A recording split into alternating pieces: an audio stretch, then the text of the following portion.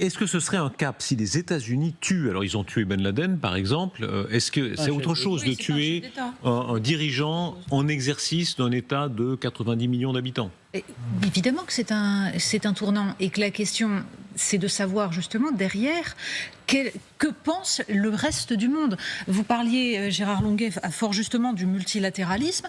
Le reste du monde existe et c'est ce que semble oublier par moment l'Occident, et nous sommes dans un de ces moments où nous oublions que le reste du monde regarde ça. L'Occident, les États-Unis. Alors, justement, j'emploie le terme Occident que, pour ma part, je récuse, c'est-à-dire que je pense que les intérêts des Européens ne sont pas les intérêts des Américains et qu'il faut s'en souvenir régulièrement, et que lorsque les États-Unis et Israël en l'occurrence reprennent cette vision néoconservatrice qui consiste à considérer que l'Occident, quand du bien, aurait tous les droits, c'est profondément dangereux et ça ne se paye pas forcément dans les quelques années qui viennent. Peut-être que là, le régime des vols là va tomber, tout le monde va applaudir. La question, c'est ce qui se passera dans 2 ans, dans 5 ans, dans 10 ans.